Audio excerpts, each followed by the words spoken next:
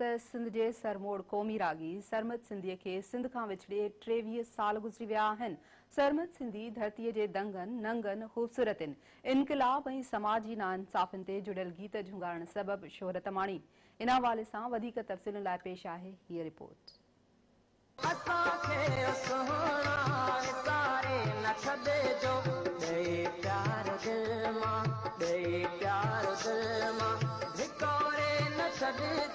सिंध जे क़ौमी रागी सरमद सिंधी खे सिंध खां विछड़े 23 साल गुज़री विया, पर संदसि आवाज़ खे अॼु बि हज़ार दिलियूं वॾी चाह सां ॿुधनि थियूं। सरमद सिंधीअ सिंध ऐं सिंधी आवाम लाइ ॻायो, उहो ई सबबु आहे जो सरमद सिंधी अॼु बि झझंग में ॿुधो वञे थो। सिंध जे ॿी जल सरमद सिंधी 7 जुलाई 1961 ईस्वी में खैरपुर ज़िले जे शहर पिरालो में मोहम्मद हयात मुग़ल जे घर में जनमु वरितो। संदसि असुल नालो अब्दुर्रहमान हो, जेको बाद में क़ौमी गीत ॻाइण करे सरमद सिंधी जे नाले सां मशहूरु थी वियो।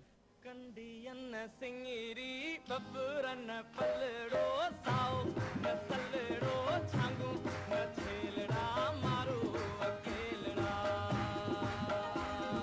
कंडियन सिंगरी बबरन पलड़ो साओ न सलड़ो छांगू न छेलड़ा मारो अकेलड़ा मारो अकेलड़ा।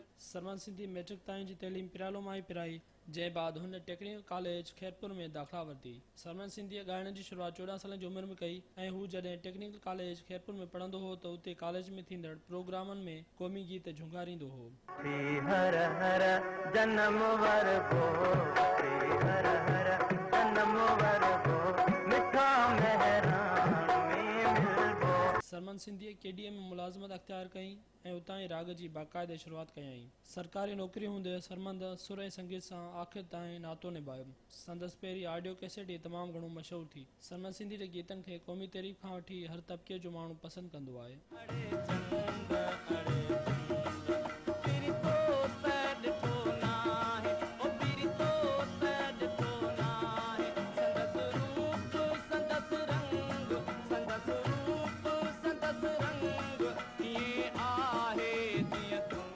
सरमद सिंधी जे मशहूरु गीतनि में वठी हर हर जनम वरबो, मिठा मेहरान में मिलबो, ए चंड प्रिय खां आ पुछी छा तोखे बि निंड ईंदी आ, असां हुजऊं न हुजऊं शल अवां खे यादि हुजऊं, दिलि जे वीरान ऋण ते ककर बावरा, थोरो वसी हा त छा थिए हा, सिर सिंध तां क़ुर्बान आ, सिर देस तां क़ुर्बान आ समेत ॿिया केतिरा ई गीत अॼु बि अवाम में बेहद मक़बूल आहिनि।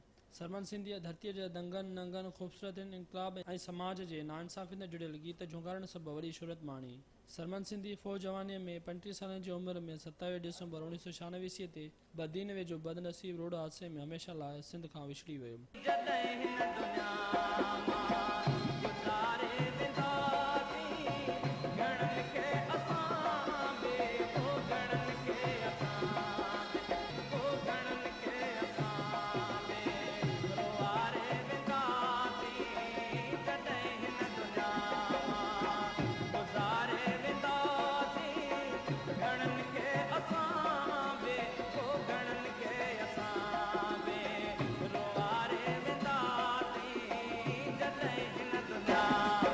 इनक़लाबी ऐं ॾुखियो दिलनि जी आवाज़ सरमद सिंधी जे ॻायल गीतनि जी गूंज 2 ॾहाका गुज़रण जे बावजूदु बि अॼु बि सिंध में मक़बूल आहे।